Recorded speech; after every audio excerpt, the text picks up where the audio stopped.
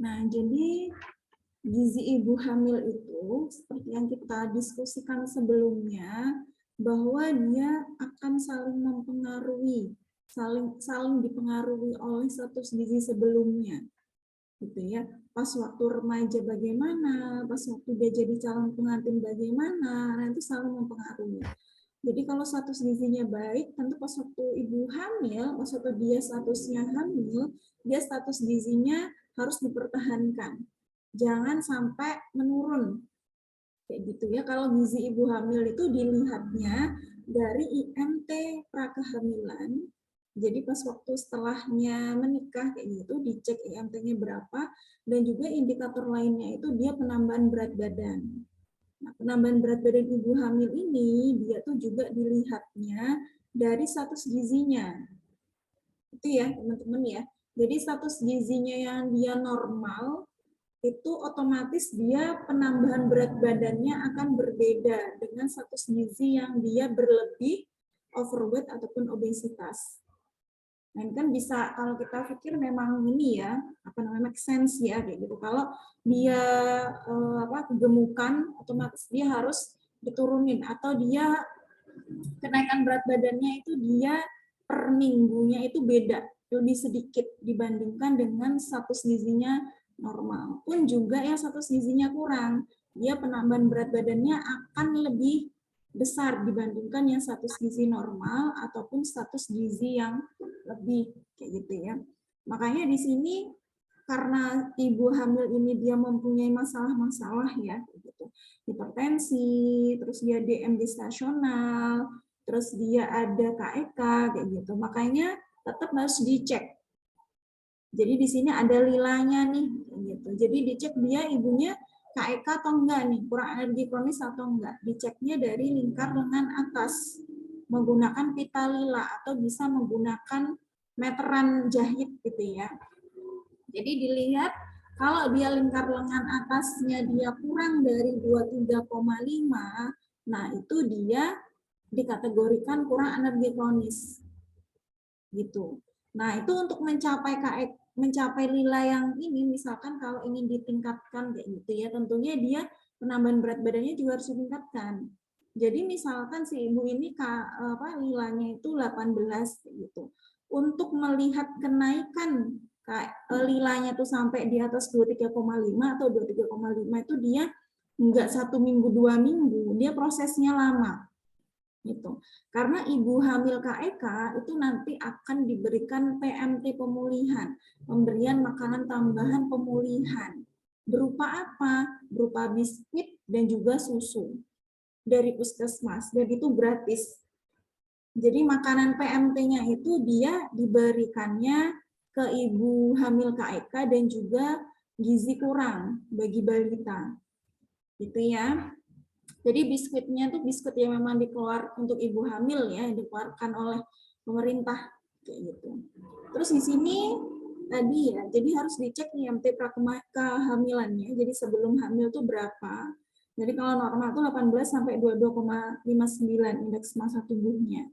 Jadi ini penting karena untuk monitoring kenaikan berat badannya. Sudah sesuai sama standar atau belum nih, sesuai dengan ini status gizinya. Gitu. Yang ketiga, selama hamil kenaikan BB sesuai usia kehamilan. Jadi ini dia per trimesternya. Gitu. Jadi trimester awal tuh kenaikannya harus berapa?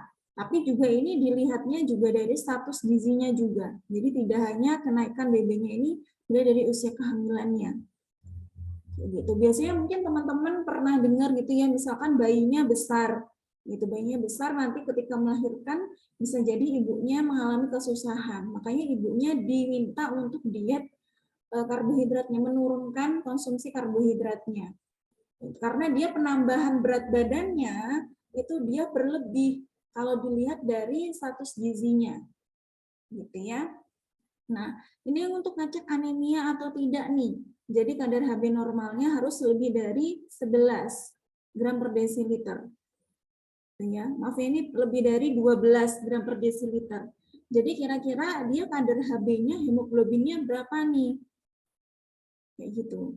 Jadi kalau misalkan dia masih anemia, gitu ya, ada bantuan tablet tambah darah atau tablet zat besi. Itu hanya saja dia untuk sumber yang utamanya itu berasal dari makanan. Makanan yang mengandung sumber zat gizi besi, yang dia memang sumbernya dari protein hewani dan juga nabati. Tapi yang lebih tinggi itu adalah protein hewani. Gitu ya. Terus di sini ngecek juga tekanan darah normal. Kenapa? Karena ibu hamil itu dia rentan terkena hipertensi gestasional. Jadi hipertensinya tuh hanya terjadi pas waktu kehamilan. Gitu. Dan itu juga misalkan ya teman-teman punya histori hipertensi. Nah, itu juga bisa mempengaruhi tensi pas waktu hamil. Kayak gitu. Jadi kalau pas waktu hamil itu ada yang namanya sampai saya lupa. Dia harus datang ya ngecek kesehatan itu tiap trimester. Jadi trimester pertama itu dia 1 kali, trimester kedua itu 1 kali, trimester ketiga itu 2 kali. Gitu. Jadi ngecek kesehatan di situ. Itu juga bisa ngecek tensi. Tapi kalau misalkan teman-teman mau nih, kalau trimester 1 kan dia 3 bulan sekali berarti ya.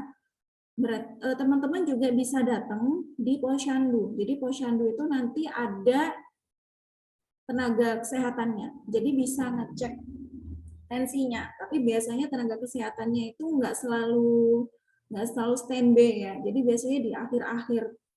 Jadi bisa walaupun dia tidak ANC ya, kayak gitu, antenatal care maksud saya tadi ya yang monitoring kesehatan kayak gitu. Kalau misalkan dia nggak setiap trimester atau misalkan tiap bulan untuk ngecek tensi, ngecek gula darah, nah itu nggak masalah. Karena supaya resiko-resiko tadi, resiko hipertensi gestasional, resiko preeklamsia yang diakibatkan oleh hipertensi itu, dan juga dia ini diabetes mellitus yang gestasional yang hanya terjadi pas waktu hamil kayak gitu. Makanya dia harus sebagai ibu hamil harus taat ataupun dia punya waktu kayak gitu ya untuk ngecek atau memonitoring kesehatannya sendiri.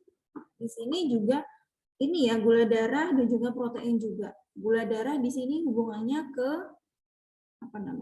DM gestasionalnya. Nah, ini masalah gizi ibu hamil yang kaitannya sudah sedikit saya jelaskan di awal tadi ya. Jadi KEK di sini kekurangan energi kronis. Jadi asupan energinya tidak mencukupi kebutuhan dalam jangka waktu yang lama. Dalam jangka waktu yang lama lebih dari sebulan, lebih dari 2 bulan, kayak gitu dia. Kalau dilihat dari asupannya, dia di bawah dari kebutuhannya dan berlangsung lama, kayak gitu ya. Untuk ngeceknya bisa antropometrinya lila ya, lingkar lengan yang dia di bawah 23,5 cm. IMT-nya berarti dia salah satu cirinya ya, dia status gizinya itu kurang, di bawahnya 18,5 kg per meter persegi. Gitu. Nah, ibu yang dia mengalami KEK itu mempunyai banyak resiko di sini. Jadi tidak hanya untuk morbiditas atau kesakitan dari ibu hamilnya, tapi juga mortalitas ibu hamil dan juga janinnya. Gitu. Karena kalau kita lihat asupan di AKG ya, ibu hamil itu dia energinya juga ada penambahan yang memang dia diperuntukkan untuk janinnya. Gitu. Kalau dia sampai kurangnya lama gitu ya, kronis kayak gitu, tentunya janinnya ini tidak mendapatkan asupan yang adekuat atau cukup. Gitu ya. Makanya di sini resiko-resikonya seperti resiko keguguran, pendarahan, kematian. Jadi tingkat kematian ibu hamil ini juga dia masih tinggi ya. Gitu. Ini bisa dikarenakan pendarahan juga ya. Gitu. Kenaikan BB ibu hamil yang terganggu. Jadi karena dia kurang asupan ya kayak gitu. Akhirnya yang harusnya kenaikan berat badan minimalnya untuk status gizi kurang misalkan dia berapa gram per minggu, tapi ternyata dia tidak sesuai nih sama kenaikan berat badannya. Makanya dia agak susah untuk dinaikkan karena dia juga konsumsinya ini kurang untuk energinya kayak gitu. Ibu hamil nih juga males karena dia lemes kayak gitu ya, otomatis dia untuk melakukan kegiatan lainnya itu dia apatis, nggak mau kayak gitu. Di sini juga pergerakan janin terganggu karena asupannya di sini dia kurang ya, gitu. Mudah terkena infeksi bagi ibu hamilnya, jadi akhirnya dia rentan sakit dan juga nafsu makannya dia berkurang. Persalinan akan sulit dan juga lama. Ini hubungannya juga karena resiko-resiko ini juga nih. Sulitnya nih karena masalah-masalah ini juga. Gitu. Nah, untuk mengetahui lila, cara mengukurnya seperti ini. Jadi ini bisa pakai pita lila di sini atau bisa pakai meteran. Jadi di sini nanti ketika teman-teman mengukur, nanti minta ibu hamilnya untuk posisi lengannya seperti ini. Posisi lengannya seperti ini ya. Kalau bisa lengannya itu bukan yang digunakan untuk beraktivitas, jadi bisa pakai yang kiri atau yang kidal pakai yang kanan. Kayak gitu ya. Terus di sini dihitung nih. Jadi kalau di pundak ini dia kan ada di bagian belakangnya tuh kayak ada tulang yang menonjol kayak gitu ya. Nah, itu dia posisinya start menghitungnya dari situ sampai dia ke siku ini. Nanti dilihat mediannya, tengah-tengahnya ini berapa. Tengah-tengah antara sini nih yang bagian pundak yang menonjol bagian belakangnya sampai ke siku ini dia tengah-tengahnya berapa nilai mediannya. Nanti kita bisa titiin nih di sini. Biar sebagai tanda, biar memudahkan kayak gitu ya. Setelah kita menandai, baru diukur seperti ini. Jadi nanti ibunya nanti bisa diminta untuk meluruskan tangannya. Jadi posisinya nggak seperti ini. Jadi bisa lurus. Biar nggak terlalu nih ya. Kalau posisinya kayak gini, biasanya di sini kan lebih tertekan ya. Di sini ya lebih tertekan, di sini lebih ketekan kayak gitu. Makanya di sini nanti lebih besar. Makanya ketika mengukur lingkar lengannya, posisinya ini dia tidak posisi L, posisinya dia diturunkan. Gitu. Terus ini diputerin kayak gitu lingkar pitanya, terus nanti dilihat dia lingkar lengannya berapa. Kayak gitu. Jadi kalau pita lila tuh di sini dia ada panahnya, terus dia pitanya tuh ada bolongannya kayak kancing gitu, jadi bisa ditarik, jadi nanti bisa ketahuan ada tanda panahnya kayak gitu. Kalau pakai meteran juga bisa, yang penting kita harus teliti ketika mengukurnya, gitu ya. Nah, di sini KEK ini yang seperti tadi itu ada beberapa gangguan ya, gitu. Yang tadi yang pertama gangguan pertumbuhan janin di sini, otomatis di sini bisa mengakibatkan berat bayi lahirnya rendah, jadi kurang dari 2,5 kg atau 2.500 gram. Karena memang dia asupan dari ibunya kurang, tentunya yang diambil oleh si janin itu juga kurang dan juga mengambil simpanan-simpanan dari ibunya. Gitu. Terus yang ketiga, resiko bayi dengan kelainan kongenital.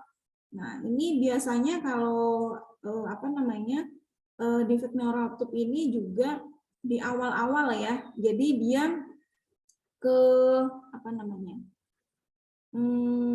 ke kepalanya gitu ya. Kepalanya gitu. Jadi di situ dia pertumbuhannya itu dia tidak optimal gitu. Dan ini juga bisa mempengaruhi dari segi IQ. Gitu. Jadi kenapa seperti itu? Sebenarnya dia tidak hanya kaitannya dengan KEK ya, tapi juga konsumsi dari asam folat dan juga zat gizi besi. Yang dia untuk secara fungsinya ya, dia untuk mengoptimalisasi perkembangan vital dari bayi.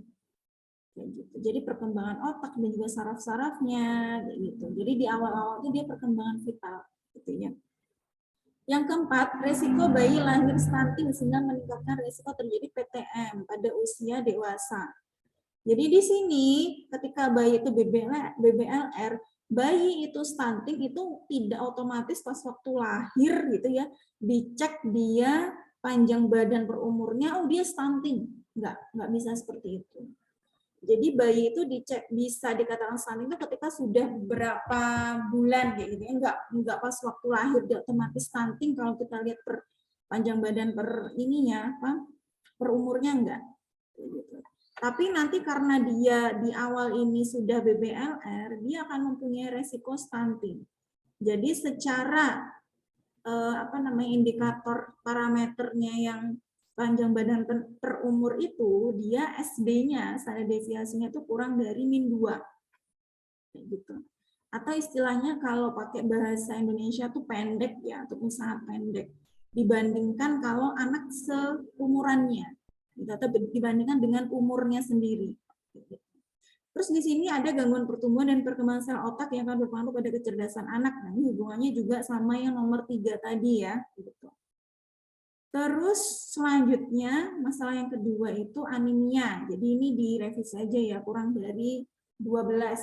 Kayak gitu. Kalau remaja itu 11 ya. Gitu. Jadi ini 11. Sebentar ya.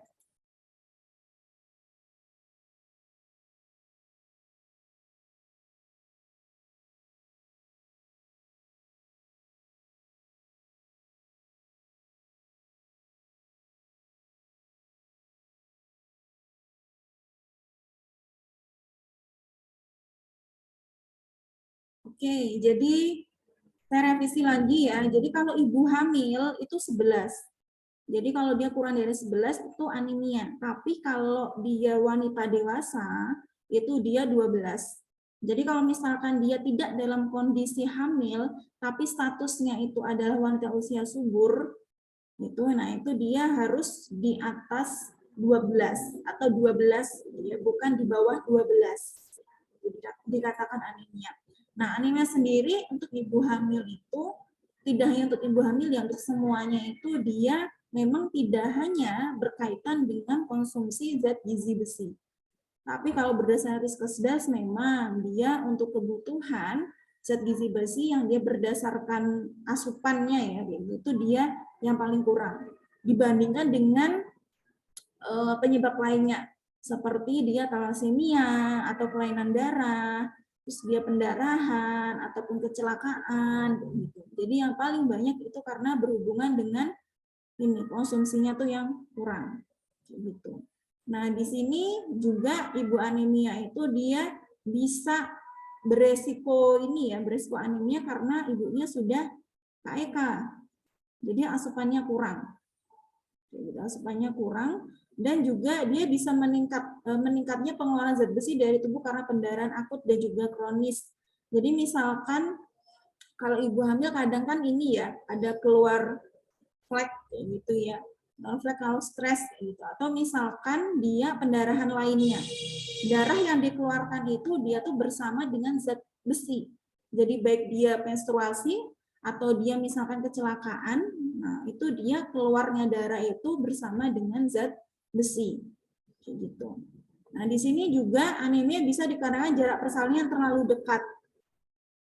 Karena kenapa? Karena biasanya kebutuhannya itu kebutuhan pas waktu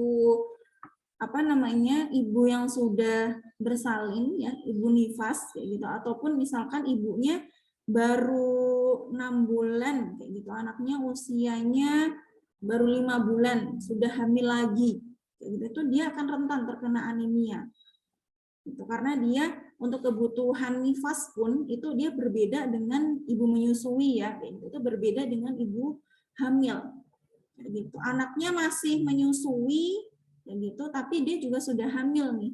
Tapi biasanya ketika ibu itu hamil, otomatis produksi ASI itu dia akan berkurang atau akan berhenti.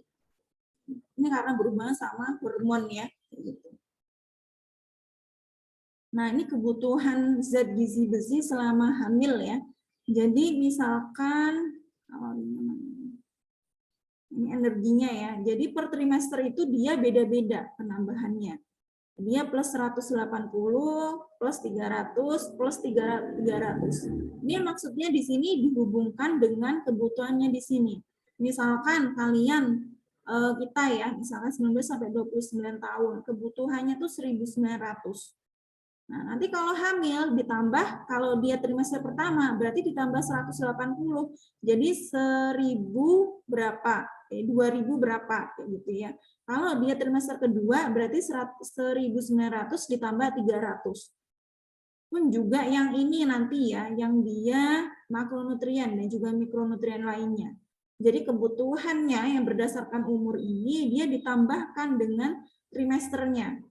Kayak gitu. Kalau kita lihat di besi ya, besi itu dia 26 mikrogram kayak gitu. Terus nanti dia ditambahkan 1. Ini walaupun kayaknya cuma 1 ini nih, cuma 1 gram kayak gitu. Ini 26 ya mikrogram kayak gitu. Ini ditambah mikrogram ini ditambahkan 1 mikrogram. Tapi ini dia juga sangat susah gitu untuk mencapai nilai ini karena kebutuhan protein hewaninya yang masih rendah kayak gitu ya. Sebelum ke prinsip gizi seimbang, ada yang mau ditanyakan dulu?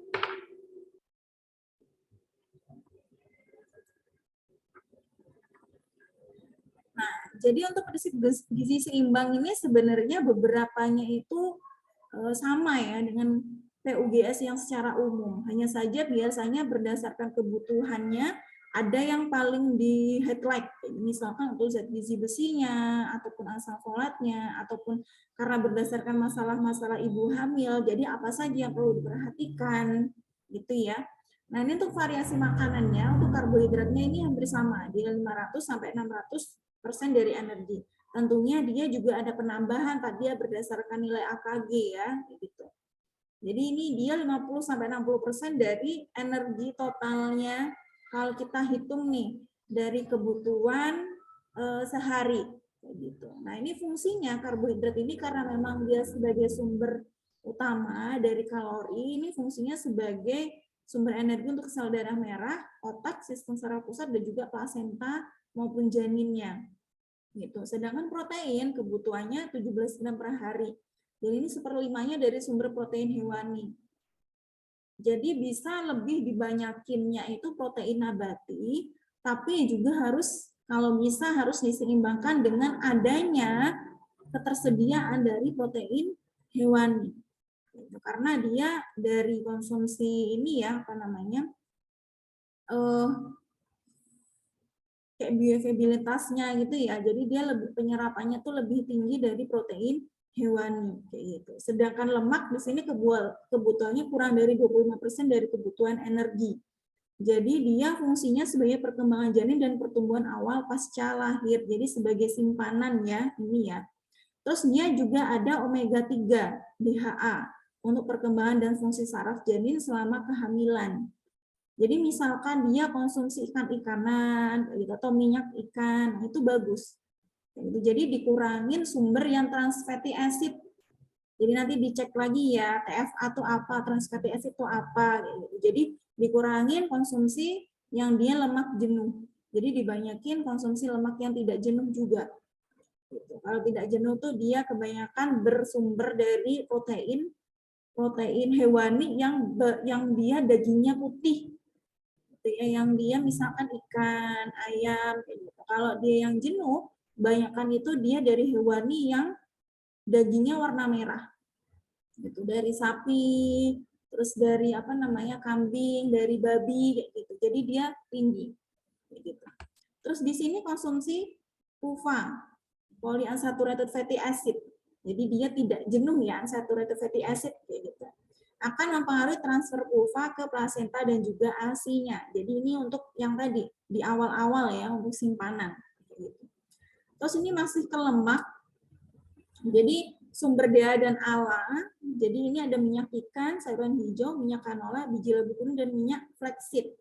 Tapi di sini kalau misalkan ini kan sumber-sumbernya di sini lumayan ya kalau dibeli ya kayak gitu. Kita beli kayak minyak ikan, minyak canola kayak gitu. Kita nggak masalah kalau misalkan masih konsumsi minyak sayur ya dari minyak sawit kayak gitu. Tapi untuk tetap harus diperhatikan penyerapannya. Maksudnya dia sehari itu nggak boleh terlalu konsumsi yang goreng-gorengan kayak gitu. Jadi bisa diversifikasi, dibuat variasi kayak gitu. Ada yang dia konsumsinya tumis, ada yang digoreng, ada yang dibakar, ada yang di steam atau direbus, dikukus kayak gitu. Jadi harus bervariasi kayak gitu ya. Terus untuk vitamin dan mineral ya, vitamin A ini bisa meningkatkan pertumbuhan dan kesehatan sel serta jaringan janin. Jadi ini sumbernya ya kebanyakan ini dari buah-buahan dan juga sayur-sayuran. Nah, untuk vitamin D ini untuk membantu penyerapan kalsium. Jadi ini bisa dari protein ini juga ya, protein hewani, dan juga bisa dari olahannya. Misalkan susu ataupun dia sosis atau ham kayak gitu. Jadi sumber hewani dan juga olahannya gitu. Nah, ini tentunya vitamin D ini dia akan lebih optimal kalau ibu hamilnya itu terkena sinar vitamin D. Jadi nanti di dalam tubuhnya akan berubah menjadi vitamin D3 kayak gitu ya. Makanya kalau kita konsumsi vitamin D aja tanpa terkena sinar matahari, itu di dalam tubuh vitamin D-nya itu tidak terserap secara optimal, atau dia untuk metabolismenya itu dia tidak optimal kayak gitu. Terus di sini, jadi kalau ibu hamil itu dia berisiko terkena sembelit ya, atau BAB-nya susah kayak gitu. Makanya di sini perlu konsumsi tadi di sini vitamin mineral, tadi ya buah sayur, dan juga konsumsi cairan. Jadi di sini dia menambahkan, jadi konsumsi cairan disesuaikan sama kebutuhannya dia. Kalau kita kemarin belajar mengenai gizi seimbang ya, kayak gitu. Kalau cairan itu kan dia disesuaikan dengan berat badan dan juga aktivitas fisik ya. Kalau rata-rata itu dia 8 gelas atau 1,2 liter sehari, tapi kalau dia aktivitasnya di luar maupun di dalam itu kan beda ya tentunya ya. Dan kalau ibu hamil di sini ditambahin 500 mili sehari. Tapi ini enggak langsung misalkan, oh ini aku misalkan 1,5 liter gitu. Sama 500 itu berarti 2000. Jadi langsung misalkan 1 kali minum atau 2 kali minum dalam sehari itu langsung 5000. Nah, ini nanti akan mempengaruhi konsumsi lainnya. Jadi ibu itu akan terlalu kekenyangan kalau berdekatan dengan konsumsi makan. Jadi akhirnya nggak mau makan nih karena perutnya udah terlanjur kembung. Jadi di sini bisa disiasatin kalau konsumsi cairan ini itu misalkan 15 menit atau berapa menit sebelum makan gitu.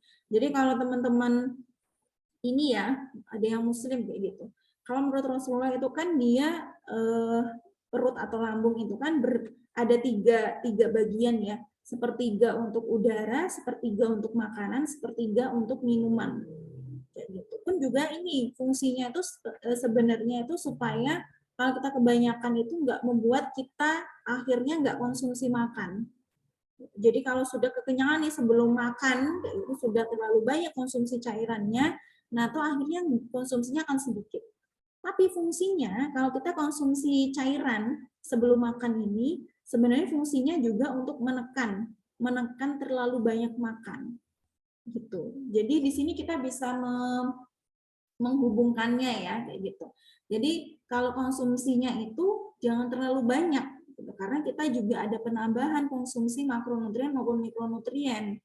Gitu. Jadi 2000 itu tidak misalkan 3 kali makan gitu ya. Sebelumnya harus konsumsinya itu misalkan berapa tuh? Misalkan 2000 dibagi 3 700 mili 700 mili.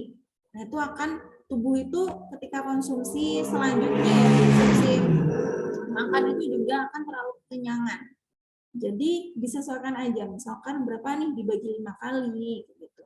Atau jangan, yang penting jangan sampai nunggu haus. Oke, nah apalagi kalau misalkan ibu hamilnya itu dia punya ini ya, di rumah dan di rumahnya itu ada AC.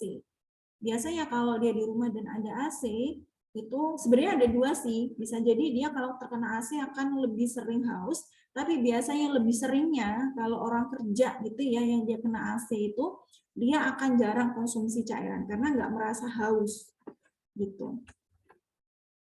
Nah, di sini pola makan ibu hamil, jadi karena masalahnya di sini adalah mual muntah ya. Di sini ibu hamil itu ada yang mual muntah, ada nggak nafsu makan, kayak gitu, selain mual muntah ya, gitu. Nah, biasanya ini dia terjadi pada trimester awal. Dan juga bisa jadi tuh beragam ya, ininya ya, apa namanya, penyebabnya ya. Ada yang dia bau parfum kayak gitu nggak kuat, jadinya mual. Ada yang dia baunya suami nggak kuat, jadi mual kayak gitu. Atau dia misalkan bau rokok kayak gitu, dia juga bisa mual. Gitu. istilahnya di sini bisa juga kalau bisa disebut ya, biasanya disebut morning sickness gitu. Jadi di pagi hari dia mual muntah dan juga rasanya itu males kayak gitu ya untuk melakukan kegiatan gitu. Yang pertama ini dia hindari makan porsi besar, jadi lebih sering aja. Jadi kalau sehari itu dia konsumsinya 5 kali gitu ya, 3 kali makan besar dan juga 2 kali makan selingan. Atau misalkan kalau ini masih mual muntah kayak gitu ya, makanan utamanya untuk pagi maupun yang siang maupun sore itu dibagi ke 2 kali waktu makan. Misalkan biasanya konsumsinya sarapannya jam 7. Nah, ini dibagi aja jam 7 sama jam 9. Itu kan masih masuk ke sarapan ya, gitu kalau jam 9. Enggak di atas jam 9. Supaya tetap masuk nih. Jadi ketika mual muntah tetap dia masuk konsumsinya. Jadi strateginya seperti itu. Terus yang kedua, makan tinggi karbohidrat dan protein dapat mengurangi rasa mual seperti biskuit, roti, dan juga kentang. Ini juga perlu diperhatikan bahwasanya konsumsinya ini kalau dia masih mual muntah, selain dia porsinya kecil namun sering, itu juga bisa disiasati dengan makanan yang kering.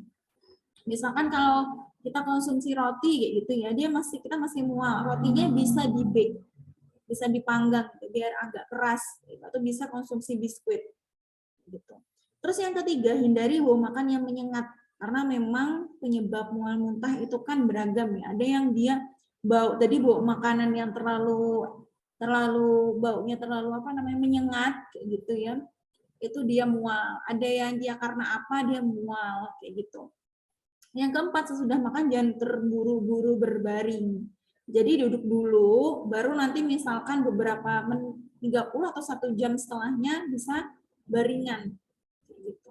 Kalau dia posisinya, ini kan ada ibu hamil memang dia dianjurkan untuk bed rest ya, atau dia total harus mengurangi segala aktivitas berat. Gitu. Itu juga seperti itu, dia harus ketika setelah makan kalau bisa jangan langsung tidur dulu. Nanti takutnya terkena refleks gitu ya, dia muntah. Yang kelima, makan crackers 15 menit setelah bangun tidur. Nah, ini kalau tadi ya, ini bisa juga kategorinya makan makanan yang kering. Gitu. Jadi supaya tetap bisa masuk gitu makanannya. Tuh. Yang keenam, jangan menunda makan. Jadi kalau waktunya makan, ya makan. Jadi jangan nunggu lapar. Gitu ya. Terus yang ketujuh, hindari makan terlalu banyak lemak dan berbumbu tajam. Ini juga bisa mempengaruhi kemual muntah nih. Kalau yang di sini dia hubungannya sama konsumsi atau kebutuhan lemak tadi. Jadi nggak boleh yang dia tinggi trans fatty acid atau lemak jenuh. Gitu. Yang kedelapan, hindari kopi dan minuman bersoda. Nah, kalau ini dia hubungannya juga ke penyerapan zat gizi besi ya, kopi dan juga minuman bersoda. Gitu. Terus yang ke-9, perbanyak minum air putih dan juga jus. Ini lebih ke cairan ya, ini ya, kebutuhan cairan sehari ya. Ke-10, jangan minum di saat makan, jadi bisa sebelum, jadi yang seperti saya bilang tadi ya, supaya makannya itu tetap bisa masuk, jadi tidak terlalu kekenyangan. Jaraknya mungkin 5 menit atau 10 menit sebelum makan. Gitu. Terus yang ke-11, konsumsi makanan yang agak dingin karena dapat mengurangi bau yang menyengat. Nah, ini biasanya tergantung ya. Gitu. Kalau dia misalkan tidak menyengat, gitu, baunya tidak menyengat, jadi nggak apa-apa konsumsinya hangat. Jangan terlalu panas, kayak gitu ya. Terus yang ke-9, ke-12, konsumsi makanan yang bercita rasa agak asam, aroma jahe, dan juga buah segar. Ini fungsinya juga untuk memenuhi kebutuhan vitamin A dan juga vitamin C ya. Gitu. Kalau jahe, dia fungsinya untuk sebagai antioksidan juga dan juga bisa menghangatkan tubuh. Jadi sebagai pangan fungsional ya kalau jahe ya isinya. Terus yang ke-13, vitamin D dapat mengurangi rasa mual pada saat morning sickness, tetapi konsultasikan dulu ke dokter dulu. Jadi kalau kalian misalkan konsumsi yang memang sebenarnya tidak dianjurkan pada kebanyakan ibu hamil, tapi kalian butuh misalkan karena penyakit tertentu kayak gitu, misalkan nih ya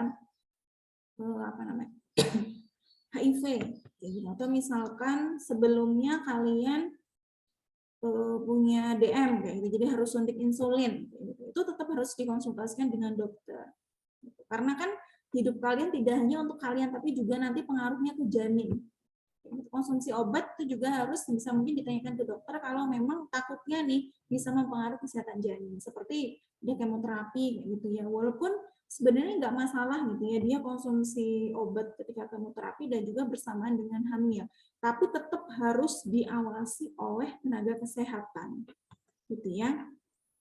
Terus yang selanjutnya makanan yang harus dihindari, jadi selain yang dia mengurangi ya penyerapan zat gizi besi tadi, misalkan kopi-kopian gitu, ataupun teh gitu, dia harus apa aja nih makanan yang miskin gizi. Jadi dihindari nih makanan yang miskin gizi. Jadi misalkan miskin gizi itu seperti apa yang dia variasinya kurang, jomplang gitu ya dalam piringku. Misalkan kebanyakan dia adalah nasi gitu, atau sumber karbohidrat. Jadi tetap bervariasi. Itu ada karbohidrat, ada sumber protein, ada lemak, ada mikronutrien ya, ada serat di situ ya. Nah, di sini juga harus mengurangi makanan yang dia tinggi kalori, terus dia tinggi gula, garam kayak gitu. Jadi memang harus diperhatikan. Untuk yang tidak hamil pun hal seperti ini juga harus diperhatikan. Jadi ketika hamil malah harus lebih diperhatikan lagi, gitu ya. Yang kedua, makanan yang bergaram tinggi seperti kornet, ikan asin, dan juga kalau yang dia tinggi natrium ya, itu adalah makanan yang diawetkan di sini, diawetkan atau dia makanan yang diawetkan kayak buah yang diawetkan, terus sayur yang diawetkan ataupun dia makanan asap, makanan yang diasap kayak gitu, yang ikan-ikan kayak gitu, dan juga makanan minuman kemasan. Jadi makanya tetap harus melihat ketika kita mau jajan ya, tetap harus melihat dia konsumsi gula dan natriumnya, kandungan gula dan natriumnya itu berapa, gitu ya. Karena yang tadi resiko ibu hamil tuh dia bisa hipertensi gestasional. Jadi dia nggak punya resiko hipertensi sebelumnya, tapi dia bisa terkena hipertensi pas waktu hamil. Jadi perlu diperhatikan. Yang ketiga, makanan diolah tidak sempurna dan mentah. Nah, ini kalau kita bandingkan sama orang luar itu dia memang beda ya. Salmonnya mereka sama salmon yang ada di Indonesia itu secara dalamnya, maksudnya mikroorganismenya itu beda. Jadi lebih ada penelitian tuh bilang, ada berita ya, itu lebih berbahaya yang di Indonesia. Maksudnya gimana nih kayak gitu. Kalau misalkan dia dibudidayakan itu bisa jadi nggak bahaya dibudidayakan ya kayak gitu. Kalau misalkan dia bebas gitu ya di alam kayak gitu, bisa jadi dia ada kandungan apa namanya merkurinya kayak gitu. Jadi kalau bisa ketika mengonsumsinya itu dia harus yang matang. Jadi tidak ada di situ mikroorganisme yang berkembang. Pun juga sebenarnya di luar walaupun ada yang aman ya, tapi juga untuk menghindarinya. Misalkan ibu hamil traveling nih ke Jepang ataupun ke Korea yang dia biasanya ada sashimi kayak gitu yang mentah-mentah kayak gitu ya. Walaupun di sana misalkan banyak berita yang bilang aman gitu, tapi untuk ini ya upaya preventif ya. Jadi kalau bisa konsumsinya itu juga yang matang kayak gitu ya. Nah, ini juga karena salmonella ya di sini ya. Terus yang keempat, makanan yang mengandung zat aditif sintetis seperti penyedap rasa, pewarna, pengawet, pemberi rasa dan pemanis yang dia berasal dari kimia, bukan berasal dari makanan ya. Kan ada ya zat pewarna yang berasal dari makanan kayak gitu. Ataupun zat penambah rasa dari makanan gitu. Kalau dia ditambahi dengan kimia ini perlu diperhatikan. Biasanya kalau di komposisi nilai gizi, komposisi di apa namanya? Ingredient itu biasanya kan kita bisa tahu ya gitu. Dia zat pengawetnya apa gitu. Kalau dia kimia kalau bisa konsumsi kita jangan berlebihan kayak gitu. Yang selanjutnya yang perlu diperhatikan itu adalah suplementasi untuk ibu hamil. Kalau suplementasi dia lebih ke mikronutrien. Jadi ini sering ya sudah saya sampaikan kayak gitu. Apa ini suplementasinya? Ya zat gizi besi dan juga asam folat. Jadi asam folat di sini dia lebih ke mengoptimalisasi perkembangan vital janin di awal kehamilan.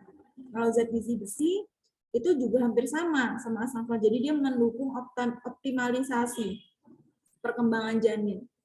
Nah, konsumsinya kalau zat besi itu dia 90 tablet bisa dia 3 bulan, selama 3 bulan dikonsumsinya. Gitu. Jadi 1 hari itu konsumsinya hanya 1 tablet. Nah, di sini masih banyak nih ibu hamil yang dia kena anemia ya di negara berkembang ya, karena dia berhubungan sama variasi makanan. Tentunya variasi makanan ini hubungannya apa? Dari ekonomi. Jadi semakin dia ini ya middle income country ya kayak gitu. Dia income-nya dia menengah ke bawah gitu negaranya. Tentunya akan berhubungan nih sama jenis makanan yang dikonsumsi. Di Indonesia sekitar 4 juta ibu hamil ya yang anemia. Kenapa perlu? Karena memang dia dari sumber makanannya itu tidak tercukupi. Tapi tentunya kalau misalkan kita sudah konsumsi suplemen, bukan berarti kita nggak konsumsi makanan yang berasal dari sumber zat besi ya, yang dari protein hewan itu sama nambati enggak. Jadi tetap harus meningkatkan konsumsi dari sumber makanannya. Gitu. Nah, secara fungsi zat besi itu berguna untuk pembentukan Hb, yang fungsinya nanti mengikat ini ya darah terus mengikat oksigen dan disalurkan ke seluruh tubuh. Jadi bisa untuk meningkatkan konsentrasi juga kayak gitu. Nah, ini kebutuhannya ini tadi disesuaikan sama umurnya. Kalau berdasarkan AKG disesuaikan sama umurnya ditambah dengan 1000 mikrogram kayak gitu. Terus ini penambahan massa tubuh. Jadi fungsinya zat besi ini dia sebagai penambahan massa tubuh. Jadi dia disalurkannya ke plasenta, ke payudara, ke pembesaran uterus ya, ke janin ya.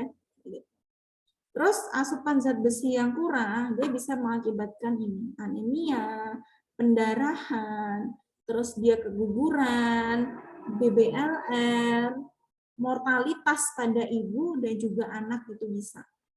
Gitu. Makanya di sini bisa ditingkatkan protein hewaninya. Jadi dia bioavailabilitasnya atau penyerapan zat gizi besinya itu 27%.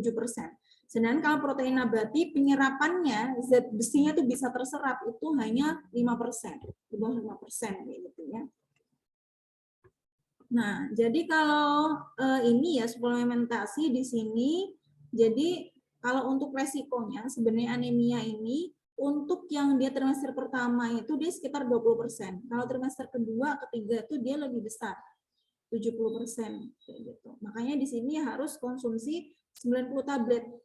Misalkan dia 9 bulan di sini ya berarti 90, kalau trimester kedua, ketiga ini bisa dipenuhi dengan konsumsi dari makanan. Atau misalkan dia masih anemia, gitu, HB-nya masih kurang dari 11, itu bisa dikonsultasikan lagi ke tenaga kesehatan apakah bisa mengkonsumsi suplemen lagi. Gitu ya. Nah, kalau untuk Anda usia subur, jadi bus ya, kayak gitu, ataupun dia remaja kayak gitu, dia bisa mengkonsumsi 1 kali seminggu dan juga 1 kali sehari selama head. Kalau dia punya anemia. Gitu. Jadi selama head dia bisa konsumsi 1 kali atau kalau dia nggak lagi head dia bisa 1 kali seminggu. Kayak gitu, 1 kali per minggu gitu ya. Nah, konsumsi tadi zat besi tadi yang dia berapa mikrogram tadi ya ditambah dengan 1000 mikrogram gitu. Tadi itu di AKG itu plus 1 itu 1 gram ya kayak gitu. Nah, itu karena memang dia kebutuhannya tidak hanya pada ibu hamil tapi pada janin. Jadi kalau dari sini yang paling banyak itu dia untuk meningkatkan massa hemoglobin maternal atau sel darah merah bagi ibu hamil gitu. Selanjutnya dia untuk pertumbuhan janin, terus dia bisa di sini bisa dibuang ya, diekspresikan lewat kulit dan juga kalau 200-nya di sini bisa hilang ketika melahirkan. Jadi darahnya itu dia mengandung zat gizi besi gitu. Mengandung besi, zat gizi besinya. Nah, ini efek sampingnya, tapi sebenarnya ini efek sampingnya tidak semuanya dirasakan oleh orang yang mengonsumsi ini. Jadi kalau perbandingannya itu 1 banding berapa, jadi nggak terlalu banyak. Jadi tidak perlu khawatir ya. Makanya di sini perlu disiasati nanti kalau misalkan dia mengonsumsi zat gizi besi tapi dia terkena mual dia ngerasa mual muntah, nah ini bisa disiasati dengan konsumsi tablet pada malam hari. Jadi tidak bebarengan dengan konsumsi makan, tidak sebelum ataupun setelahnya ya. Jadi bisa karena mual muntah di sini, dia bisa mengurangi nafsu makan. Jadi bisa disiasati di sini, misalkan di sini memperbanyak minuman, memperbanyak ini ya, cairan gitu. Yang kedua meningkatkan konsumsi serat, yang vitamin A dan C tadi gitu. Yang ketiga mengurangi dosis tablet besi dari 1,1 tablet sehari menjadi 2,5 kali tablet sehari. Jadi dia setengahnya gitu. Tapi kalau yang pengen ini ya tetap mengonsumsi 1 kali 1 kayak gitu, jadi dia bisa mengonsumsinya pada waktu malam hari gitu. Terus yang selanjutnya konsumsi asam folat, suplemen asam folat ya. Harus diberikan sebelum ibu hamil. Kenapa? Karena wanita tidak menyadari dia start kehamilannya itu pada hari keberapa, pada hari kapan gitu. Tahu-taunya misalkan dia sudah 2 minggu, sudah 3 minggu, ataupun sudah misalkan 1 bulan. Gitu. Ada yang memang dia terkena morning sickness, ada yang dia tidak. Makanya ada yang tidak menyadari. Nah, supaya dia tetap pertumbuhan janinnya itu, pertumbuhan vitalnya ya, ini tetap terpenuhi, makanya dianjurkan untuk konsumsinya ini dia sebelum hamil. Kayak gitu. Nah, di sini mencegah terjadi neurotube defect yang tadi ya, sumsum tulang belakangnya terbuka. Jadi bagian ini ya, apa namanya, bagian di atas ekor, tulang ekornya itu dia akan kebuka. Dan juga anencefalus. Jadi dia tidak memiliki batok kepala. Jadi kepalanya agak lunak kayak gitu ya. Ataupun tidak mempunyai batoknya bagian atasnya. Nah, ini menurut penelitian ya di sini ya kekurangan asam folat kurang dari 0,24 gram per hari pada masa kehamilan kurang dari 28 minggu. Jadi ini sekitar berapa nih? 7 bulan ya, 7 bulan ke bawah ya gitu. Akan meningkatkan resiko cacat pada janin. Persalinan kurang bulan tuh maksudnya dia prematur gitu ya, dan juga BBLR. Gitu. Jadi kalau bisa harus mengonsumsi suplemen asam folat dan juga tetap harus mengonsumsi dari sumber makanan yang mengandung asam folat kayak gitu. Kebutuhannya dia 0,4 mikrogram per hari per orang selama kehamilan. Jadi ini dia meningkat 2 kali ya selama kehamilan gitu. Terus di sini sumbernya ini dari makan makanan yang dia sayuran hijau kayak gitu ya, seperti brokoli, bayam, telur dan juga daging. Jadi tetap dia di sini kan hubungannya sama serat ya, vitamin A, vitamin C dan juga protein. Gitu. Yang selanjutnya kalsium. Ini erat kaitannya karena untuk pertumbuhan ini ya, pertumbuhan janin ya kayak gitu. Dan biasanya orang hamil itu dia konsumsinya kurang. Akhirnya janinnya akan menyerap kalsium yang tersimpan pada ibunya. Tersimpan di gigi dan juga tersimpan di tulang. Akibatnya kalau misalkan ibunya kalsiumnya kurang terus diserap sama bayinya, nanti akan mudah terkena osteoporosis dan juga giginya ya akan mudah tanggal dan juga bolong. Jadi tetap dia harus mencukupi kebutuhannya. Bisa dia mengonsumsi misalkan susu ibu hamil boleh gitu. Tapi dia tetap harus dicukupkan juga dari sumber kalsium. Jadi tidak hanya dari susu tapi sumber makanan lainnya. Kayak gitu. Jadi ini dari telur, susu, keju, mentega, daging ikan dan juga bayam. Kebutuhannya 1000 mikrogram per hari. Ini ya. Terus yang ketiga itu berhubungan dengan pola hidup bersih dan juga sehat. Karena ibu hamil tadi rentan ya terkena infeksi ya. Jadi kalau bisa dia untuk higien sanitasinya itu tetap harus dilaksanakan.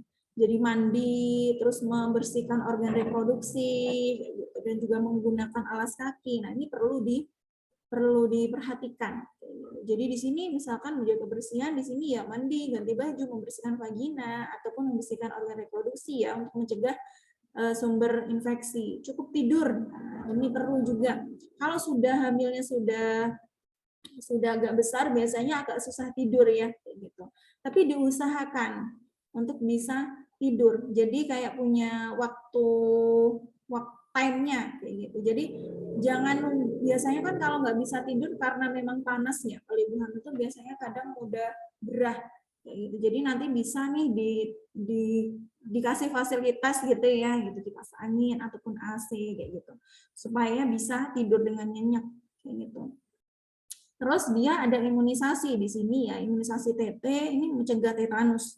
Yang nantinya hubungannya sama apa? Ketika pas waktu melahirkan, ini juga biasanya kan alat alat operasinya kan ini ya, dia untuk mengurangi resiko terjadinya tetanus gitu dari alat operasinya itu, walaupun memang steril ya alatnya itu ya. Terus ini diberikan, DT ini diberikan sebelum menikah atau apabila terlewat dilakukan saat hamil sebanyak 2 kali dengan jarak 1 bulan dan harus lengkap 2 bulan sebelum persalinan. Jadi kalau dia tidak suntik TT sebelum hamil, dia diberikannya itu 2 kali. Jadi pas waktu saat hamil, jadi pas waktu awal-awal kehamilan, dan juga yang kedua itu dia 2 bulan sebelum persalinan kalau bisa. Kalau dia diberikannya sebelum menikah cuma 1 kali, gitu ya. Jadi sebelum menikah nih kalau bisa ya, kalau perempuan kan TT gitu ya, imunisasi TT. Nah, saran saya ini sebelum juga sudah saya bahas ya kayak gitu. Sebelumnya itu juga untuk laki-laki dan perempuan bisa ngecek terkait HIV. Gitu. Karena kan kita nggak tahu ya. Gitu. Jadi bisa jadi HIV itu dia kan tersalur kenanya itu kan tidak hanya berasal dari sumbernya dari seks bebas ya, tapi juga dari misalkan dari injeksi suntiknya dari penderita yang kena HIV. Jadi tetap harus diperhatikan atau harus dicek.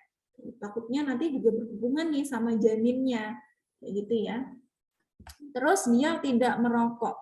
Jadi merokok itu dia memperlambat janin ya, pertumbuhan janin ya, dan juga meningkatkan resiko BBLR dan juga keguguran 2-3 kali lebih tinggi gitu. Dan untuk yang perokok pasif kayak gitu kalau bisa juga agak dihindari gitu ya. Agak dihindarinya di sini salah satu upayanya mengingatkan keluarganya gitu. Ataupun sebenarnya harusnya ya keluarga yang sadar, misalkan ada keluarga yang perokok kayak gitu. Jadi harusnya dia punya pengetahuan gitu ya bahwasanya asap rokok itu dia nggak bagus nih, tidak hanya untuk yang perokok pasif tapi lebih ke perokok pasif dan yang dia sedang hamil kayak gitu. Jadi bisa menghindari atau misalkan kalian deket kayak gitu ya bisa di apa namanya diingatkan gitu ya. Terus tidak menggunakan narkoboy ya. Jadi dia bisa mempengaruhi perkembangan ya janinnya. Jadi bisa cacat, bisa keguguran, bisa prematur dan juga bisa kematian gitu. Jadi pas waktu menggunakan narkoba itu kan nge-fly ya gitu. Nah, itu bisa mengganggu si janinnya. Orang yang hamil aja tuh dia nggak boleh dikasih suntik ini ya, suntik biar nggak sakit gitu ya. Suntik apa ya namanya? Jadi dia nggak boleh disuntik apa gitu. Itu karena memang nanti takutnya si bayinya ini dia akan berhenti akan ikut ini loh, kayak akan ikut apa ya namanya, suntik apa ya, suntik supaya dia nggak sakit gitu. Kalau misalkan di bencana kayak gitu loh ya, jadi disuntik supaya bagian apanya gitu nggak sakit, atau suntiknya tuh supaya dia lebih tenang kayak gitu, analgesik atau apa gitu, saya lupa, mungkin nanti saya cari lagi ya. Nah, itu akan mempengaruhi ini janinnya. Nah, itu nggak boleh disuntikkan kayak gitu. Ini dia sama juga narkoba itu kan nge-fly ya, yang ibunya kayak gitu, itu juga akan mempengaruhi janinnya gitu. Terus mengonsumsi alkohol, jadi ini bisa meningkatkan risiko kerusakan sistem otak pusat bayi yang dikenal dengan istilah fetal alcohol syndrome. Nah, ini memang beberapa ini tidak hanya sebenarnya ya, tidak hanya pas waktu hamil kayak gitu. Jadi nggak tiba-tiba pas waktu hamil tuh yang biasanya sudah biasa ibunya itu merokok atau dia minum minuman keras, alkohol atau dia konsumsi narkoba. Jadi harus ini kalau misalkan memang ibunya pecandu ya gitu. Kalau bisa nggak tiba-tiba pas waktu hamil sudah dikurangi, tapi punya kesadaran sebelum hamil itu dia harus mengurangi atau dia berhenti Itu nanti juga tugasnya tenaga kesehatan ya untuk memberikan edukasi seperti ini. Jadi sekedar edukasi, tidak bilang ini ya, tidak memaksa. Karena kan nanti kembali lagi ya ke masyarakat ya seperti apa. Gitu. Terus yang keempat, untuk gizi seimbangnya itu adalah aktivitas fisik. Jadi ibu hamil itu dia tetap harus melakukan aktivitas fisik nih. Nah, jadi bisa jalan santai sekitar 2-3 kali per minggu selama 30 menit, senam ibu hamil gitu ya, lebih ke yoga ya istilahnya ya, kayak yoga ibu hamil kayak gitu. Jadi ini bisa memperkuat sistem otot, merangsang peredaran darah, dan juga memperlancar proses persalinan. Jadi biasanya pakai gimbal kayak gitu ya. Jadi pakai bola, terus ibunya disuruh naik di situ kayak gitu. Nah, itu supaya untuk memperlancar proses persalinan juga kayak gitu. Bisa di sini berenang termasuk olahraga yang aman, tapi di sini harus diperhatikan ya di sini ya.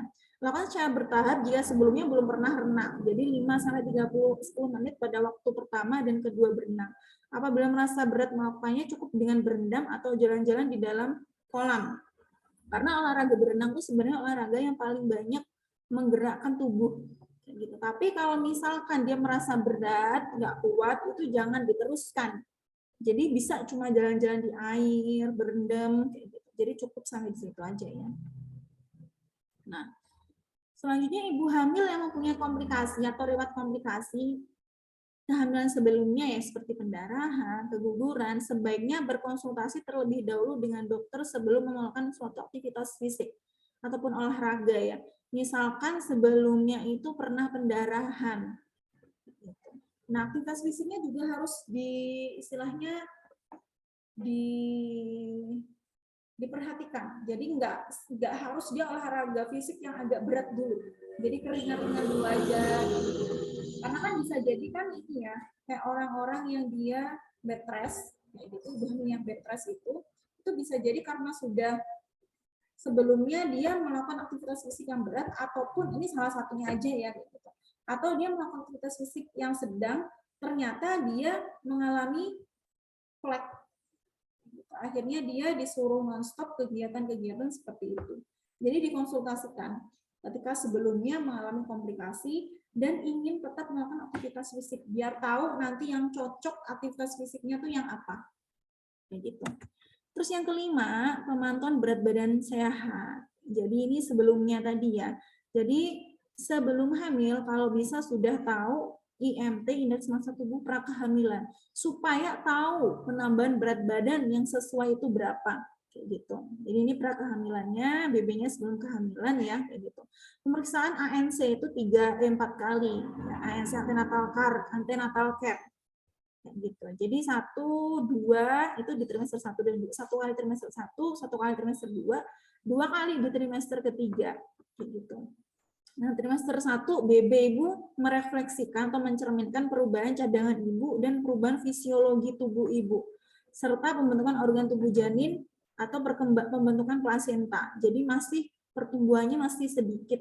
Tapi dia pertumbuhan sedikit itu dia pertumbuhan yang vital malahan ya, gitu. Terus yang kedua, pertambahan BB ibu merupakan hasil utama dari pertumbuhan dan perkembangan janin. Jadi biasanya semakin baby boom kayak gitu ya. Nah, itu lebih besar gitu ya.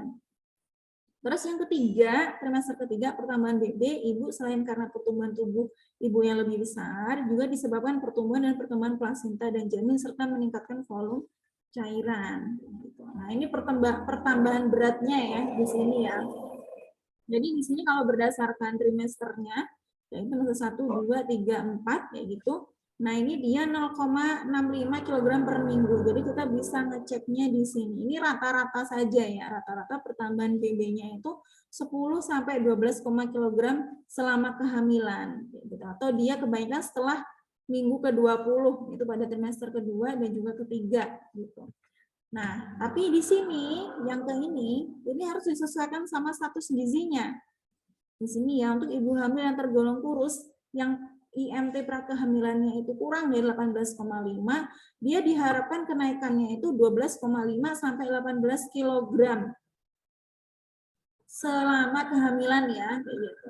Kalau dia BB-nya normal, di sini BB-nya normal di sini, dia kenaikannya itu 11,5 sampai 12,5. Kalau dia ibunya kelebihan berat badan nih, dia penambahannya 17 sampai 11,5 kg. Jadi kita bisa lihat nih di sini ya, penambahannya tuh disesuaikan sama status gizinya.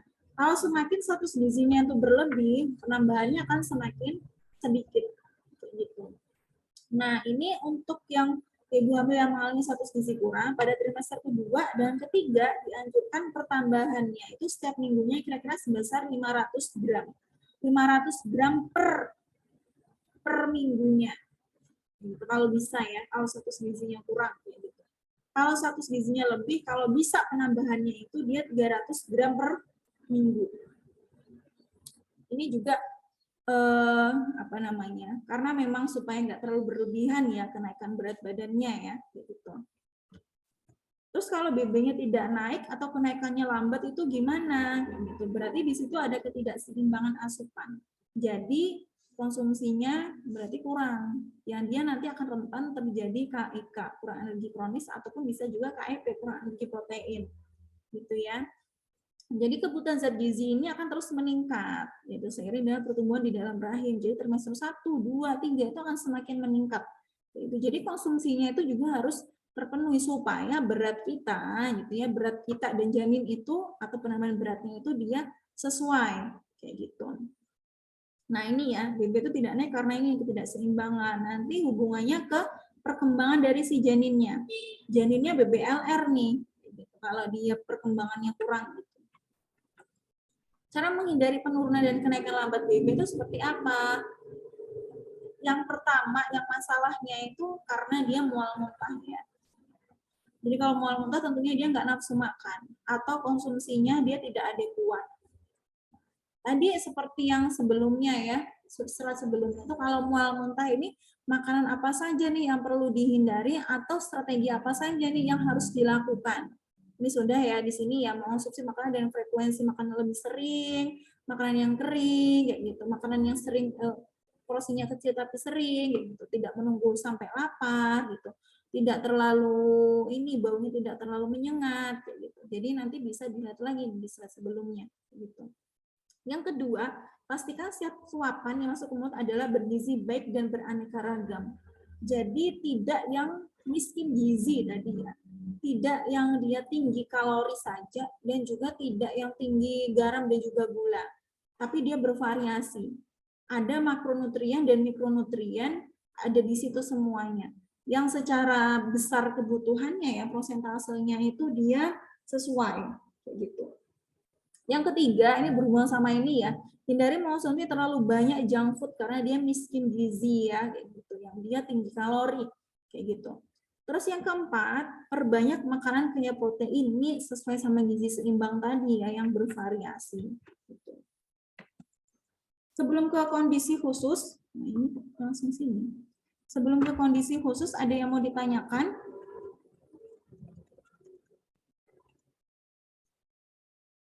Ada yang mau ditanyakan dulu?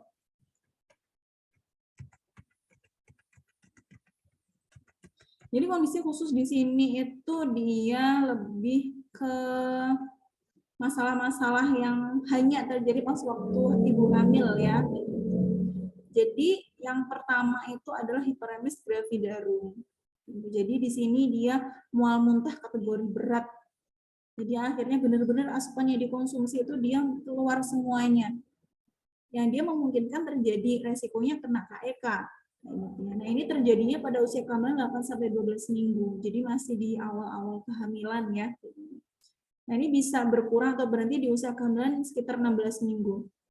Tapi kan di usia-usia segini ya, pas waktu kehamilan segini ini kan perkembangan janinnya itu dia pesat ya. Gitu. Kalau bisa gimana caranya seperti yang tadi ketika bagaimana cara mengurangi mual dan juga muntah selama kehamilan gitu.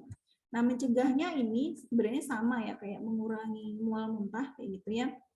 Ini perhatikan porsi makan tadi yang kering, yang sering porsinya itu sering, porsinya kecil tapi sering kayak gitu ya konsumsinya. Terus dia makan makanan yang kering. Kalau misalkan dia sudah mulai nggak mual, nanti bisa makan makanan yang agak basah kayak gitu ya. Nah, terus yang keempat, makanan berkarbohidrat tinggi bisa dijadikan pilihan agar energi yang terbuang akibat muntah bisa tergantikan. Yang agak manis-manis kayak gitu. Tapi juga tidak terlalu tinggi kalori ya. Terus yang kelima, jangan ragu untuk mengonsumsi makanan dan minuman berkadar air tinggi seperti sayuran. Jadi ini untuk hidrasi juga gitu. Ataupun dia kalau ditambahi dengan jus buah berarti di sini ada peningkatan konsumsi serat. Ya. Terus yang keenam, makan tidak berlebihan. Jadinya takutnya nanti akhirnya perutnya kebah gitu ya, kayak penuh. Takutnya nanti pas waktu mual atau udah sampai muntah semuanya nanti yang keluar. Jadi dia harus memperhatikan yang poin 1 sama poin 2 ini. Makanan sering, makanan porsi kecil tapi memang sering gitu ya. Terus yang ketujuh, hindari makanan yang terlalu berlemak dan berbumbu tajam serta merangsang gitu ya. Jadi nanti mengakibatkan mual muntah gitu. Yang kedelapan, bila bangun tidur jangan langsung duduk atau berdiri tetapi lakukan perlahan-lahan. Jadi bisa pas waktu bangun tidur masih miring dulu kayak gitu ya, miring, terus habis itu agak duduk dulu kayak gitu, baru nanti berdiri gitu. Biar mengurangi refleks gitu ya, atau muntah kayak gitu. Perasaan mual juga muntah kayak gitu. Terus selanjutnya cobalah minum vitamin B6. Ini untuk mengurangi mual muntah tadi ya. Terus yang 10, hindari stres dan ketegangan. Jadi di sini bisa juga beban stres ini kan beragam ya penyebabnya. Bisa jadi karena dia masalah keluarga, ataupun ketakutan akan kehamilannya, ataupun dia kerjaan kalau ini ibu hamilnya wanita karir gitu ya. Jadi kalau bisa tetap sebagai keluarga jadi tetap mendukung ya, tetap membantu kegiatan ibu hamil gitu. Jadi untuk kegiatan sebagai ibu rumah tangga itu bisa dibantu gitu. Atau juga bisa disiasati misalkan untuk pas waktu hamil bisa nih untuk nyuci ataupun nyetrika gitu ya, bisa di laundry gitu. Karena memang supaya mengurangi mual muntah ya. Terus yang kedua itu sembelit. Nah, ini memang sembelit itu sering ya terjadi pada wanita hamil. Ini hubungannya karena ini nih, gerakan usus melambat disebabkan oleh peningkatan kadar hormon progesteron pada ibu hamil. Gerakan usus melambat tuh karena ini ada dorongan semakin besar tuh biasanya ada dorongan di lambungnya kayak gitu. Terus yang kedua, ini karena memang dia kurang konsumsi cairan dan juga serat. Ini makanya juga perlu diperhatikan ya konsumsi cairannya. Yang tadi ada penambahan 500 ml sehari, kayak gitu ya. Terus kebutuhannya cairan juga disesuaikan sama aktivitasnya, sekitar 1,5 liter sehari gitu. Terus yang ketiga itu adalah diabetes gestasional. Jadi diabetes yang hanya terjadi pada waktu hamil ya. Jadi nanti setelah hamil itu nanti bisa jadi apa namanya kembali lagi. Jadi dia tidak diabetes, kadar gulanya dia normal. Jadi ini memang hanya terjadi pada kondisi hamil saja. Gitu. Ini biasanya yang pertama alurnya ya, pengaruhnya ke bayi kayak gitu. Diabetes gestasional dapat menyebabkan tingkat gula dalam darah menjadi tinggi sehingga ibu menyebabkan masalah. Kadar glukosa yang tidak terkendali dengan baik semasa kehamilan dapat menyebabkan kelebihan tersebut masuk ke plasenta. Jadi kadar gula yang berlebihan tadi dia bisa masuk ke plasenta dan menimbulkan kenaikan kadar gula darah pada janin. Nah, ini juga selain itu dia bisa mengaktifkan pankreas janin yang memproduksi insulin yang bertindak sebagai hormon pertumbuhan. Gitu. Ini nantinya ini bisa berhubungan karena gulanya terlalu tinggi yang di transfer ya dari plasenta ke janin kayak gitu, ini bisa mempengaruhi ini nih. Jadi bisa terkena infeksi dan juga bisa ada pendarahan di situ ataupun masalah jantung dan juga paru-paru. Nah, untuk bayinya pun dia mempunyai resiko DM ataupun dia kelainan bawaan gitu ya. Jadi kalau DM itu kan ada DM yang apa namanya? Setelah lahir dia mempunyai apa ya? DM1 gitu kan DM1, DM2 itu kan kalau DM2 itu karena makanan ya. Kalau DM1 itu karena insulinnya yang dia tidak berfungsi gitu. Nah, ini bisa nih bayinya ini bisa kena DM1 gitu ya. Ataupun dia bayinya ini karena terlalu banyak gula gitu ya yang dikonsumsi atau diserap itu bisa mengakibatkan giant baby. Berat lahirnya lebih dari 4 kilogram. Makanya biasanya kalau bayinya besar gitu giant baby itu bisa ibunya harus mengurangi konsumsi, utamanya mengurangi konsumsi karbohidrat. Ini tentunya karbohidrat itu kan dia mengandung gula ya, gitu. Untuk penanganannya bagaimana? Jadi ibu hamil yang mengalami diabetes itu harus melakukan diet rendah karbohidrat ya, supaya mempertahankan kadar gula darah ataupun dia bisa menurunkan kadar gula darah gitu. Besaran energi yang disarankan adalah 1.700 sampai 2.000 per hari sesuai kondisi masing-masing. Jadi kondisi masing-masing di sini juga disesuaikan dengan kebutuhan dan juga penambahan. Misalkan dia masih berlebih bisa dikurangin gitu ke asupannya gitu. Terus selanjutnya, lakukan pula aktivitas ringan yang dapat memperlancar peredaran darah. Jadi dia yang ringan-ringan dulu. Tetap nanti harus dipertimbangkan ketika sebelumnya ada komplikasi ataupun sebelumnya terjadi keguguran, gitu, tetap harus ditanyakan ke dokter apakah bisa melakukan aktivitas itu. Jadi tidak hanya serta-merta karena dia diabetes gestasional, gitu, dia otomatis dia langsung melakukan aktivitas ringan ataupun dia sampai berat nih supaya kadar gulanya bisa turun. Jadi enggak seperti itu. Nah, ini ibu hamil dianjurkan untuk memeriksa gula darah agar diabetes gestasional dapat segera terdeteksi. Makanya pas waktu ANC itu dia bisa ngecek tensi dan juga kadar gula, ataupun dia nggak harus nunggu pas waktu ANC antenatal care. Jadi bisa misalkan di awal kehamilan ngecek gitu ya tensinya dan juga kadar gulanya. Nah, selanjutnya hipertensi gestasional ataupun hipertensi pas waktu ibunya hamil gitu. Jadi kalau ini ya berdasarkan ini ya, kalau normal itu 90 sampai 120 kalau sistolik, kalau diastoliknya 60 sampai 80. Kalau dia ada stadium-stadiumnya juga, kalau dia darah tinggi yang stadium 2 itu lebih dari 60 untuk sistolik, dan diastolik dia di atasnya 100. Nah, gejalanya ini dia bisa pusing, terus disertai dengan bengkak. Jadi ada biasanya kalau ibu hamil itu ya kakinya itu kan ada pembengkakan ya.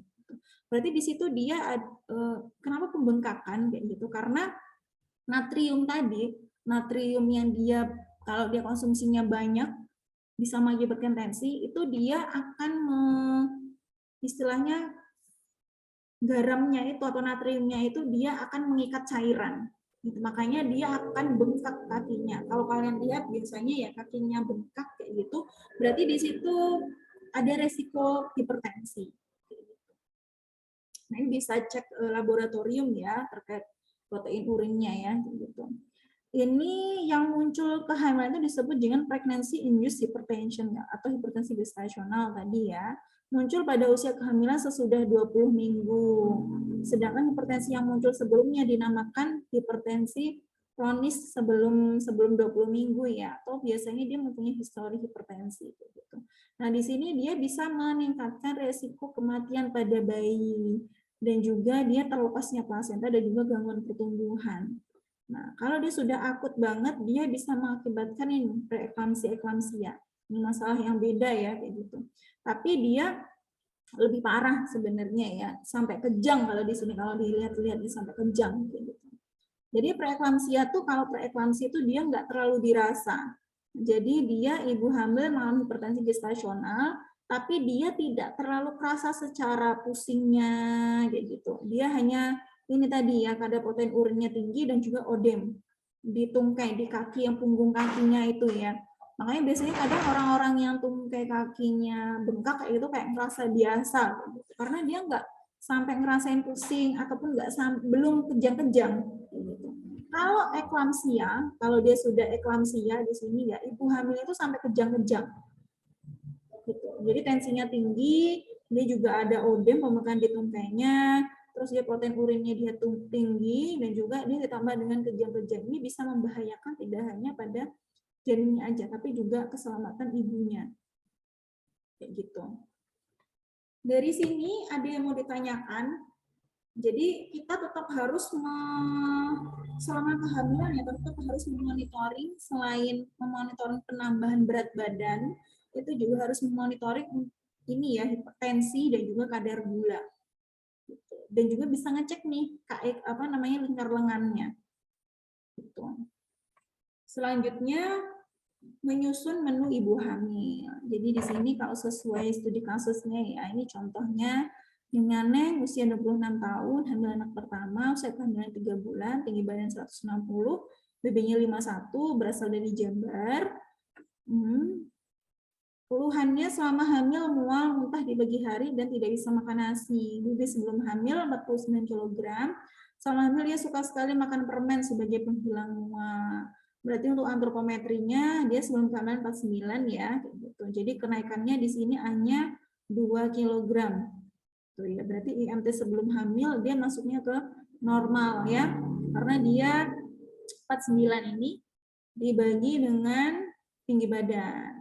Dikuadratin ya. Yang ini ya tinggi badannya dijadiin meter terus dikuadratin. Hasilnya 19,4. Jadi masuknya ke normal. Penambahan baratnya nanti kalau normal tadi sekitar berapa? 12,11 ini ya 11,5 kg ya sama kehamilan ya. Nah, ini dietary assessment-nya ya. Tadi jadi makanan pokoknya. Ini dietary assessment-nya tuh ketika ditanyakan ya lewat recall kayak gitu. Jadi apa nih energinya 600 ya. Jadi lumayan rendah berarti ya. Oh enggak, ini energinya dia 1400 ini dibagi dari sumbernya apa saja maksudnya ya. Proteinnya 33,5, terus dia 38,5 untuk lemaknya, terus dia karbohidratnya 220. Ini bisa dilihat di sini nanti perhitungan kebutuhannya. Jadi bisa pakai, karena ini ibu hamil ya, bisa menggunakan BB idealnya juga ya, kayak gitu. Ini BB-nya tingginya ya, 190 kurangnya 100, dikurangi 10% karena dia tingginya lebih dari 150 gitu. Jadi dia BBI-nya 54 kg. Terus nanti ini untuk mengetahui basal metabolic rate-nya, jadi bukan TEE-nya ya, masih BMR. Jadi BMR itu hanya kebutuhan untuk detak jantung dan juga bernafas. Jadi 1 kilokalori dikali 24 dikali 54 kg. Jadi kebutuhan BMR-nya itu 1296. Terus nanti dikasih koreksi tidur, aktivitas fisik, dan juga SDA, specific dynamic action kayak gitu. Nah, untuk totalnya itu 1900, kalau sudah ditambah kebutuhan tadi ya penambahan energi itu 180 untuk trimester pertama. Jadi sehari totalnya 2100. Cara ngitungnya gitu ya. 2100. Nanti kebutuhannya ini disesuaikan sama prosentase yang tadi. Kebutuhan lemak tadi nggak boleh lebih dari 25%. Kebutuhan protein tadi 50-60%, kita kasih yang paling atas misalkan 60%. Terus nanti proteinnya, kalau tadi di ini ya variasi makan tadi kan hanya gram ya. Ini bisa dilihat dari prosentasenya. Jadi kan ini 60-25 ya, 85%. Nah, sisanya berapa nih supaya 100%? Berarti sisanya tinggal 15% nih. Jadi untuk protein. Nah, ini kebutuhannya sehari kayak gitu. Terus ini kebutuhannya ternyata ini nih, kebutuhan energinya 1400, padahal sehari harusnya kebutuhannya 2100. Proteinnya dia 33,5 gram, padahal sehari dia harus 79,79 gram. Nah, untuk mengetahui dia defisit atau enggak, bisa menggunakan rumus ini. Jadi 140 dibagi dengan kebutuhannya 2109 dikali 100, masuknya 66,7. Ini nanti juga sama dengan yang ini, yang atasnya ini asupan, yang bawahnya kebutuhan. Gitu. Melihat prosentasenya dia masuknya kurang atau enggak, dia pas bisa pakai ini nih, pakai cut off yang 2012 nih, UNPG 2012. Kalau yang tadi di sini dia 66,37, dia masuknya ke mana nih? Ke ini ya, defisit berat. Kurang. Kalau ini pakainya yang ini kan, kalau nggak salah ya, pakai ini dia. Pakai ini. Jadi, nah ini kurang ya. Dia pakainya yang ini. Tapi juga bisa pakai yang ini. Jadi di sini dia lebih beragam nih. Yang dimaksud kurang di sini kan bisa jadi defisit ringan, defisit sedang, defisit berat. Kurangnya kurang ringan, kurangnya kurang sedang, kurangnya kurang berat gitu. Jadi ngitungnya tadi ya, asupan dibagi dengan kebutuhan dikali 100%, sama dengan dia berapa persen, terus dilihat kategorinya dia masuk kategori apa berdasarkan dengan cut off tingkat pemenuhan zat gizi gitu. Nih ya. Jadi syarat makan ibu hamil trimester pertama, jadi untuk konsumsinya ya gitu. Karena dari tadi konsumsinya itu dia kurang dan juga dia mual muntah gitu. Jadi porsi kecil diberikan sering berupa 3 makan utama dan 4 kali makan selingan. Jadi kalau biasa kita kan 5 kali ya, 3 kali makanan utama, 2 kali makanan selingan. Nah, itu bisa dibanyakin selingannya atau misalkan makanan utamanya itu bisa nggak cuma 3 kali, bisa 6 kali. Kalau misalkan terlalu banyak gitu ya, 1 kali makan itu terlalu banyak itu untuk makanan utama, jadi bisa dibuat 2 kali waktu kayak gitu. Bentuk makanan biasa karena dia tidak sakit dan juga tidak ada keluhan menelan kayak gitu, atau mengunyah kayak gitu, tapi menunya disesuaikan dengan selera dan kondisi ibu hamil. Kenapa disesuaikan dengan selera? Karena tujuannya adalah meningkatkan nafsu makan ibunya. Karena kan tadi nafsu mual muntah ya, otomatis dia nggak ada nafsu nih makan kayak gitu. Kalau misalkan dia masih ini nih kayak nggak ada kemauan buat makan kayak gitu, mau nggak mau dia ini dulu makanan yang kering-kering dulu. Nah, tapi kalau dia sudah mulai ini makan kayak gitu tapi masih ada mual kayak gitu, itu bisa disesuaikan sama selera supaya ada peningkatan nafsu makan kayak gitu. Nah, ini contoh pembagiannya. Nanti ya kalau tadi di sini kan sehari ya di sini ya 2100 itu kan dia sehari. Nah, ini dia bisa dibagi 5 kali makan ya. Makan atau misalkan 7 kali makan berarti ya. Misalkan kalau snack itu biasanya dia 10% ya dari total kalori. Berarti nanti menyesuaikan ya untuk makanan pagi, siang, dan juga malam. Biasanya paling baiknya makan siang. Terus nanti di sini sama nih makan pagi sama makan malam. Pembagian ini, kalau misalkan dia makanannya 4 kali makanan selingan, nah berarti yang 10% ini dia dijadiin 5%. Jadi 5% untuk 4 kali makan. Kalau ini kan 10% untuk 2 kali makan ya, sama-sama totalnya 20% ya.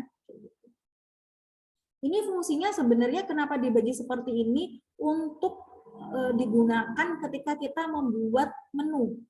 Jadi kan misalkan ada klien nih, saya mau ini dong dibuatkan menu berapa hari, gitu, siklus berapa hari kayak gitu. Nah, setelah kita tahu berapa kebutuhannya sehari, baik di energi maupun makronutrien lainnya, kita bisa bagi seperti ini, makan pagi. Jadi enggak akhirnya kalau kita nggak bagi, nanti kita akan ketika kita membuat menunya kita akan seenaknya nih makan paginya lebih banyak, makan siangnya sedikit, makan malamnya sedikit kayak gitu. Kita harus merencanakan gitu. Oh, ini makan paginya apa ya? Harus sesuai sama ini. Oh, 525. Kalau misalkan nggak bisa pun itu lebih sedikit ke atasnya, jaraknya tuh nggak jauh. Misalkan kita ternyata makan paginya ini saya dapetinnya cuma 500, saya dapetin totalnya itu 540 kilokalori. Nah, berarti nanti bisa dikurangin dari makan siangnya atau juga makan malamnya. Jadi ini fungsinya di sini adalah digunakan ketika kita merancang menu, gitu ya, merancang menu sehari. Nah, ini contohnya ya. Jadi ketika kita merancang menu nih, gitu. Jadi bisa nih apa aja menunya, nasinya berapa porsinya. Jadi kalau sehari itu kan harus ada seperti yang PUGS pada umumnya ya, kayak gitu. Ataupun dia di tumpeng gizi seimbang, gitu. Jadi situ ada karbonnya, berapa porsi, protein hewani, nabati, buah-buahan, sayur-sayuran, terus apalagi cairan, aktivitas fisiknya, terus dia mengurangi konsumsi atau konsumsi yang strict ya, kayak gitu, gula, garam, lemak, kayak gitu. Jadi ini bisa kita membagi porsinya seperti ini. Berapa porsi nih sesuai sama yang pedoman gizi seimbangnya. Kalau di total, maksudnya kalau di sini di total, oh ini dia porsinya jadi berapa nih? 5 porsi. Gitu. Sayurannya berapa nih? Dia 4, kan 2 sampai 4 ya. Kalau buah-buah sayur-sayuran gitu. Sampai 8 sih. Terus ini tabel menu ibu hamil 2100. Tadi kan 2100-an ya kayak gitu. Jadi bisa di sini tadi ya. Jadi per makannya itu kita bisa lihat nih. Oh, kita ternyata hanya dapatnya 463. Padahal tadi kan 500-an ya. Nah, itu nanti bisa kita cari, bisa kita tambahkan kayak gitu di konsumsi apa namanya, konsumsi yang lainnya di makanan utama gitu ya. Nah, ini. Jadi kalau kita buat menu itu kita bisa lihat resep yang terstandar yang dia menggunakan gram gitu ya. Untuk bahan penukarnya ini bisa kita lihat proporsinya, bisa kita estimasi gitu ya porsinya gitu. Jadi kalau kita lihat resep itu kalau bisa yang ada takarannya gitu. Jadi bukan yang misalkan satu apa namanya sesuai selera gitu enggak. Jadi kalau bisa yang ada porsinya gitu. Terus nanti kita masukin di sini, kita masukin di Nutrisurvey. Nutrisurvey itu dia aplikasi ya untuk melihat konsumsi makan itu berapa kalorinya, berapa makro mikronya gitu. Nanti kita baru bisa ngecek nih berapa makan pagi yang menunya ini, berapa selingan pagi yang menunya ini.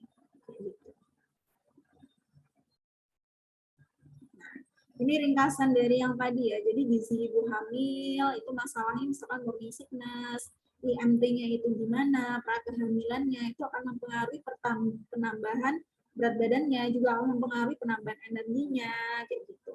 Dan juga ibu hamil yang dia ibu hamil yang dia kurus maupun dia berat badannya berlebih, nah itu beda-beda ya penambahan berat badannya. Ini juga ada perhitungan kebutuhannya juga, syarat makanannya juga yang dia mengurangi, misalkan mengurangi mual muntah dan juga meningkatkan penyerapan zat gizi besi gitu, dan juga asam folat gitu. Jadi ada maksudnya masing-masing gitu ya. Selanjutnya ini untuk tugasnya. Jadi tugasnya di sini adalah membuat video ringkasan. Jadi video ringkasan di sini boleh teman-teman seperti mempresentasikan, atau yang lebih bagus ya, yang lebih bagus itu ada orangnya di situ, terus kalian kayak ada tulisannya gitu ya. Sekarang kan lebih banyak ya gitu ya. Ataupun misalkan kalian buat kartun, misalnya pakai kartun kayak gitu. Jadi di sini sesuai sama kreasi kalian. Jadi video ringkasan ini memuat yang pertama masalah gizi dan kesehatan pada ibu hamil. Jadi masalah-masalahnya tadi apa aja. Terus yang kedua, pola makan ibu hamil itu harus pola makan ibu hamil itu dia seperti apa. Terus yang ketiga, variasi makan ibu hamil dan juga kebutuhan. Terus yang keempat, suplementasi ibu hamil, dan juga yang kelima, cara mengukur status gizi ibu hamil. Jadi mengukur status gizi ini yang tadi prakehamilan, terus penambahan berat badan, gitu. Nah ini kalian membuat video, terus nanti diupload di YouTube, gitu ya, diupload di YouTube, dan nanti linknya bisa diberikan ke saya lewat email, gitu ya, email ini ya. Jadi nanti PJMK-nya Siska ya minta tolong nanti dilampirkan linknya. Nanti videonya nggak usah dikirim, tapi link YouTube-nya. Jadi kalian buat video, kalian upload di YouTube, terus nanti linknya diberikan ke saya dan juga nama kelompoknya. Misalkan kelompok 1 terkait masalah gizi dan kesehatan pada ibu hamil, gitu ya. Nah itu apa namanya? Kelompoknya siapa aja namanya, NIM-nya berapa, dan juga linknya apa. Nah kalian mahasiswanya ada berapa orang? Reguler 29.